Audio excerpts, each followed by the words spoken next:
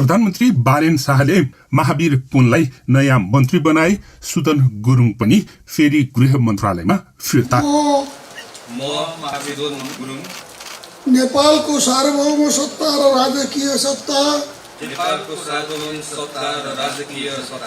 यही जेठ 26 गते प्रधानमन्त्री बालेन शाहले 2 नयाँ मन्त्री बनाएका छन्। एक सत्ताधारी पार्टीभन्दा बाहिरका स्वतन्त्र सांसद महावीर पुन पनि मन्त्री बनेका हुन्। पुन आफैले माग गरेर गठन गरिएको नयाँ मन्त्रालयमा उनलाई मन्त्री पद दिइएको हो। प्रतिनिधि सभामा विपक्षी सांसदहरूले संसद अवरुद्ध गर्दै गर्दा सरकारले आफ्नै गतिमा अगाडि बढ्ने मन्त्री परिषद विस्तार गरेर संकेत गरेको हो। यसअघि सत्ताधारी पार्टी रासोपाका अध्यक्ष रवि लामिछानेले आह्वान गरेको सर्वदलीय बैठकमा नेपाली कांग्रेस, नेकपा एमाले लगायतका सबैजसो विपक्षी पार्टीका शीर्ष नेताहरूले बहिष्कार गरेका थिए।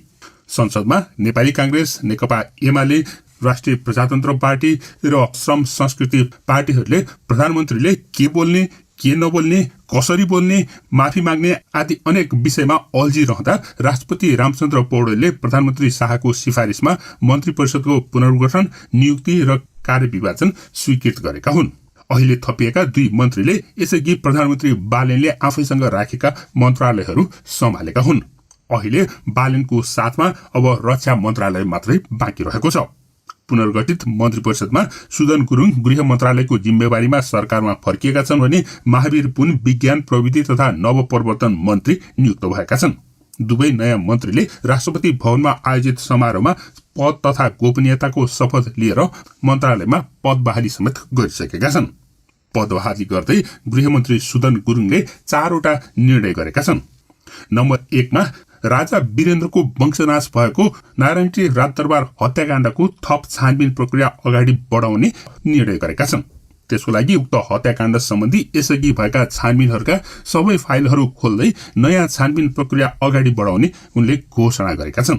त्यस्तै दोस्रो नम्बरमा गत भदौमा भएको जेएनजी आन्दोलनसँग सम्बन्धित घटनामा फौजदारी अभियोग लागेका मुद्दा फिर्ता गर्न सकिने नसकिने बारेमा पनि छानबिनका लागि कार्यदल गठन गर्ने निर्णय गरेको बताएका छन्। त्यस्तै तेस्रोमा गृह मन्त्रालय र मातहतका निकायबाट संवेदनशील सूचना चुहावट हुन नदिन एसआईभीटी गठन गर्ने निर्णय पनि उनले गरेको बताएका छन्। त्यस्तै 14 नम्बरमा नेपाल प्रहरीको केन्द्रीय अनुसन्धान ब्युरो अन्तर्गतका पेन्डिङ फाइलहरू तत्काल टुङ्गो लगाउन द्रुत गतिमा काम थालिने पनि उनले बताएका छन्।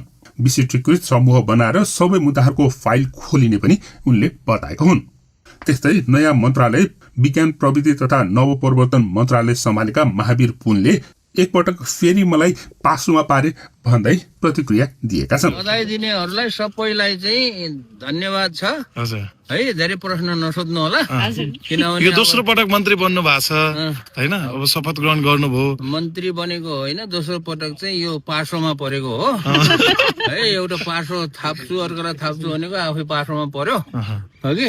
अब हेरौँ पासोमा परेपछि अब फुत्किनु पाइन्न। सो मन्त्रालयमा रात दिन काम गरेर आफ्नो सबै काम 3 वर्षभित्र सक्ने बताउँदै उनले 5 वर्ष मन्त्रालयमा नबस्ने घोषणा पनि गरेका छन्। सुदन गुरुङले यसअघि गृह मन्त्रालय सम्हालेर 1 महिना पनि नहुँदै राजीनामा दिन बाध्य भएका थिए।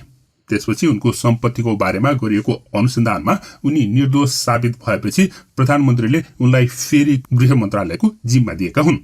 सुदन गुरुङलाई फेरि गृहमन्त्री बनाएकोमा पुराना पार्टीहरू नजदिक रहेका मिडियाहरूले विरोध गरिरहेका छन्। जस्तो कि अनलाइन खबर लेख्छ, सुदन प्रति सार्वजनिक रूपमा गम्भीर प्रश्न उठेका थिए। ती प्रश्नमाथि छानबिन समितिले के तथ्य प्रमाण जुटायो सार्वजनिक नगरी प्रधानमन्त्रीले गृहमन्त्रीमा पुनर्बहाली गरेका छन्। उनीमाथि संवैधानिक, न्यायिक र संसदीय छानबिन भएको होइन, सरकारले बनाएको समितिले गरेको छानबिनबाट सफाई दिएको भनेर अनलाइन खबरले लेखेको समाचार सेयर गर्दै राजन दादा लेख्छन्, गौरीबहादुर कार्की सरहकै उच्च अदालतको पूर्व न्यायाधीशको नेतृत्वमा बनेको होइन र समिति? मन्त्रालयकै कर्मचारीले छानबिन गरे जस्तो त नगरे हुने हो यसरी अनलाइन खबर ज्यू भन्दै उनले प्रतिक्रिया दिएका छन्। अनि त्यसपछि उनले पत्रकारिताको विश्वसनीयताप्रति धज्जी उडाउँदै लेख्छन्, अबदेखि सरकारले कुनै विषयमा छानबिन समिति गठन गर्दा पूर्व न्यायाधीशको नेतृत्व नभई पूर्व सम्पादकको नेतृत्व छानियो भने त्यसको काम कारबाहीमा विवाद नहुने निष्कर्ष निकालियो। हेर्नुहोस्, आफूले पूर्व न्यायाधीशलाई सदस्यसम्म राख्नु पाइयो भनेर उनले ठट्टा गरेका छन्। धेरैजना खुसी पनि हुनुहुन्छ होला, धेरैजना दुखी पनि हुनुहुन्छ जस्तो लाग्छ मलाई चाहिँ। म आएकोले अब we are here to stay,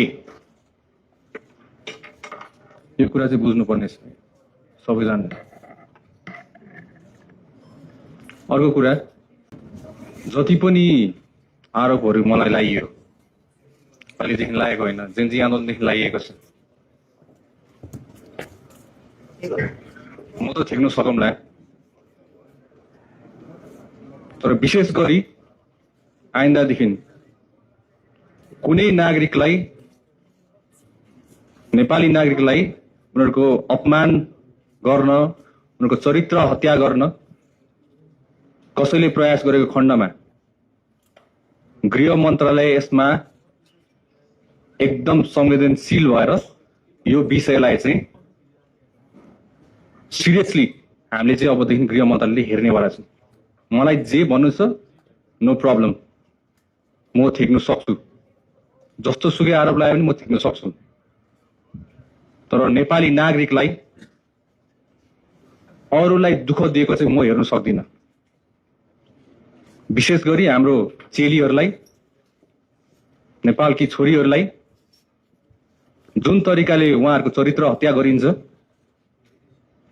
त्यसमा गृह मन्त्रालय एकदम सिरियस हुन्छ। सो आइन्दादेखि यस्तो हाम्रो समाजमा यस्तो खालको प्रविधि नरहोस्। जति अट्याक गर्नु छ बरु मलाई नै अट्याक गर्नु होला, नो प्रब्लम। तथ्यको आधारमा हुनु पर्यो, तोडमोड गर्नु भएन। र मिडिया ट्रायलको नाममा कसैले आत्महत्या गर्नु नपरोस् हाम्रो देशमा आइन्दादेखि। आज विशेष गरी हामीले लगभग 4वटा निर्णय गरेका छौँ। इट्स भेरी सिरियस र म हजुरलाई आज पढेर सुनाउनेवाला छु। जेनजी आन्दोलनसँग सम्बन्धित घटनामा फौजदारी अभियोजन भएका मुद्दा फिर्ता गर्न सकिने नसकिने सम्बन्धमा छानबिन गरी सिफारिस सहितको प्रतिवेदन पेश गर्न विशेष कार्यदल गठन गर्ने पहिलो। दोस्रो, विक्रम सम्वत 2058 जेठ 19 गते भएको नारायण हिटी राजदरबार हत्याकाण्डका सम्बन्धमा यस अघि भएका अनुसन्धान प्रतिवेदन अध्ययन गरी थप छानबिनको प्रक्रिया अगाडि बढाउने।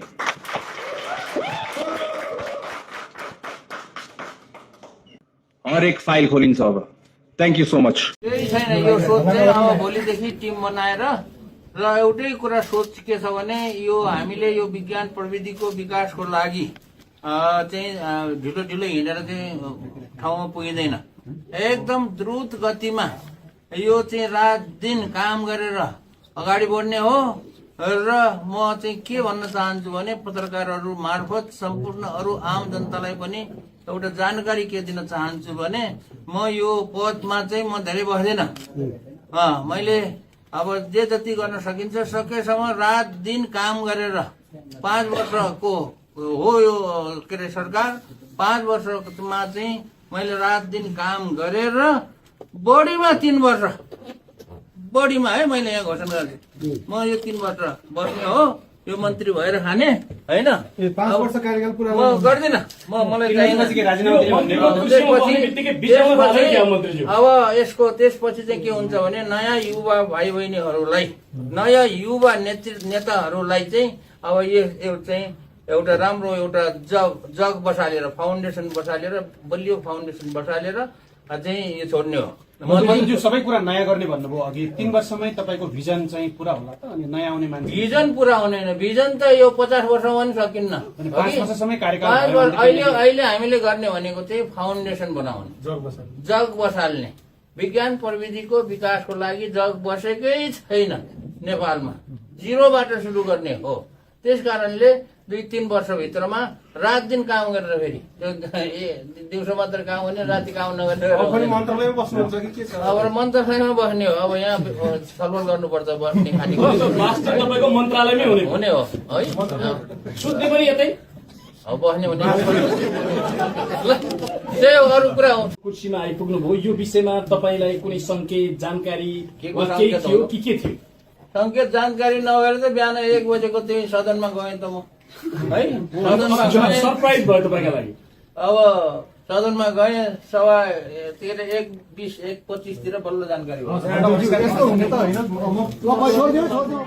अब गाँठो पर्यो, प्रधानमन्त्रीज्यूलाई बोलाएकै गर्ने, उहाँ आउँदिन भन्नुहुन्छ, पक्रेर लिएर बोकेर ल्याउने चलन छैन। सभामुखज्यूले ल आउनुपर्छ भन्दा उहाँ मान्नुहुन्न, कहिलेकाहीँ आउनुहुन्छ, आएर फेरि के बोल्नुहुन्छ हुन्छ, समस्या भयो। त्यसले गर्दाखेरि म आज एउटा सङ्कल्प प्रस्ताव पेश गर्न चाहन्छु। यो प्रस्ताव पारित गरेर हामीले यो गाँठोलाई फुकाउँ, जनताले हामीलाई भोलि आफ्नो निर्वाचन क्षेत्रमा जान दिन्छन् जस्तो मलाई लागेको छैन। खालि त्यहाँ झगडा गर्दै बस्छौ तिमीहरू भनेर सत्ता पक्षका सांसदज्यूहरूलाई पनि गाली गरिरहेका होलान्, हामीलाई पनि गाली गरिरहेछ। त्यसले गर्दाखेरि अब यो जिम्मेवार बन्ने कुरा हो। म यो पत्र त्यहाँ बुझाउन चाहन्छु। धन्यवाद। संसदमा विपक्षी दलहरूले प्रधानमन्त्री बालेन शाहले माफी माग्नुपर्ने भनेर माग गरेर संसद अवरुद्ध गर्दै गर्दा सुदन गुरुङ र महावीर पुनलाई मन्त्री बनाएको बारेमा तपाईँ के भन्नुहुन्छ? कृपया कमेन्ट गर्नुहोला। धन्यवाद। नेपालको सार्वभौम सत्ता र राजकीय सत्ता नेपाली जनतामा निहित रहेको नेपालको संविधानप्रति पूर्ण वफादार रही सत्यनिष्ठापूर्वक प्रतिज्ञा गर्दै ईश्वरको देश जनताको नाममा शपथ लिन्छु कि मन्त्री पदको जिम्मेवारी प्रचलित कानुनको पालना गरी मुलुक र जनताको भलो चिताई कसैको डर नमानी पक्षपात नगरी पूर्वाग्रह वा खराब भावना नलिई ईमानदारीका साथ वहन गर्नेछु र आफ्नो कर्तव्य पालनको सिलसिलामा आफूलाई जानकारीमा आएको कुरा म पदमा बहाल रहँदा वा नरहँदा जुनसुकै अवस्थामा पनि प्रचलित कानुनको पालना गर्दा बाहेक अरू अवस्थामा कुनै किसिमबाट पनि प्रकट वा संकेत गर्ने छैन।